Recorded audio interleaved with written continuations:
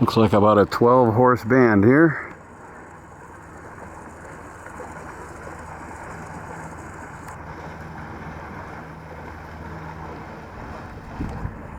And no, we're not referring to musical bands.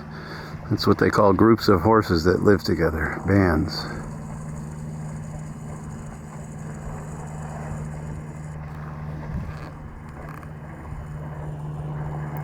Usually they're family bands, kind of related, with some mares that may be mixed in from other bands.